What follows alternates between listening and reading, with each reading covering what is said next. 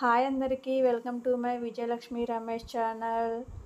ముందుగా అందరికీ దీపావళి పండుగ శుభాకాంక్షలు. దీపావళి పండుగ స్పెషల్గా కజ్జికాయలు ఎలా ప్రిపేర్ చేయాలో మీకు చూపిస్తున్నాను. ముందుగా మైదా పిండి తీసుకోవాలి. మైదా పిండిని జల్లించుకొని చపాతీ పిండిలా కలుపుకొని ఉప్పు, సోడా ఉప్పు కొంచెం వేసి రుచికి తగ్గట్టు ఉప్పు వేసి చపాతీ పిండిలా కలిపి పక్కన పెట్టుకోవాలి. తర్వాత కజ్జికాయల్లోకి స్వీట్ అనేది తయారు చేస్తున్నాను. బొంబాయి రవ్వ తీసుకున్నాను. బొంబాయి రవ్వ, ఎండు కొబ్బరి పొడి, నెయ్యి వేసి లైట్గా వేగిన తర్వాత చక్కెర తీసుకున్నాను. బొంబాయి రవ్వ ఎంత తీసుకున్నామో చక్కెర అంత తీసుకొని ఇలాచి పౌడర్ వేసి కజ్జికాయల్లోకి స్టఫ్ అనేది పక్కన పెట్టుకోవాలి.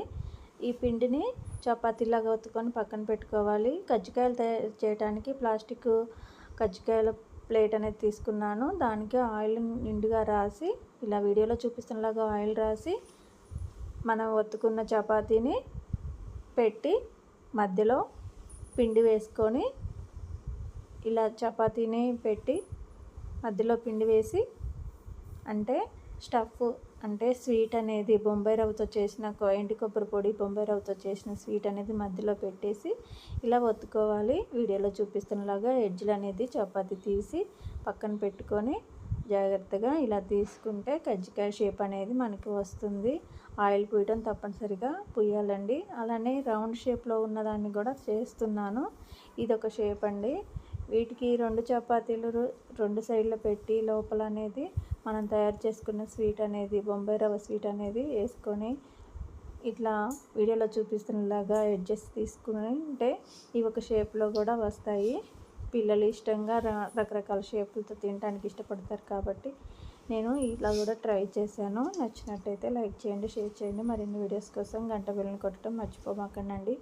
మైదా పిండిలోతో చేయొచ్చు, అలానే గోధుమ పిండితో కూడా చేయొచ్చు అండి. ఇలా గోధుమ పిండి హెల్దీ, నేను మైదా పిండితో చేశాను. ఇలా అన్నీ చేసి పక్కన పెట్టుకోవాలి. అంటకుండా విడివిడిగా పెట్టుకోవాలి. తర్వాత ఒక కళాయి పెట్టి కళాయిలో ఆయిల్ వేసి, ఆయిల్ బాగా వేడైన తర్వాత మనం తయారు చేసి పెట్టుకున్న కజ్జికాయలు అనేవి ఆయిల్లో వేసుకోవాలి 1 by 1. వీడియోలో చూపిస్తున్నలాగా అవి మంచిగా పొంగుతూ వస్తాయండి. కరకరలాడుతూ స్వీటీగా చాలా బాగుంటాయి. మీరు కూడా ఒకసారి ట్రై చేయండి. ఇవి లైట్ బ్రౌన్ కలర్ వచ్చేంత వరకు వేయించాలి. ఇవి ఇలా తయారు చేసుకున్న కజ్జికాయల్ని కొంచెం ఆరిన తర్వాత ఒక డబ్బాలో పెట్టుకుంటే 1 month అయినా ఉంటాయండి. హెయిర్ పోకుండా చూసుకోవాలి. మెత్తపడతాయి. అలా అయితే మెత్తపడకుండా ఉండాలంటే గాలిపోకుండా మంచిగా మూత పెట్టుకున్నట్లయితే మంచిగా ఎన్ని రోజులైనా ఉంటాయి. టేస్ట్ కూడా చాలా బాగుంటుంది. ఒకసారి ట్రై చేయండి. ఇలా 1 by 1 మొత్తం బ్రౌన్ కలర్ వచ్చేంత వరకు వేయించి తీసుకున్నట్లయితే ఎంతో టేస్టీగా ఉంటుంది. పిల్లలకి బాగా నచ్చుతారు. ఇలా మళ్ళీ ఒకసారి వేసాను. అట్లా 1 by 1 వేసి మొత్తం తీసానండి.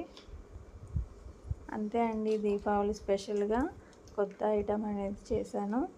మీరందరూ ఈ కజ్జికాయలు నచ్చినట్టయితే లైక్ చేయండి, షేర్ చేయండి, సబ్స్క్రైబ్ చేసుకోవడం మర్చిపోమాకండి. Thank you for watching. Bye friends.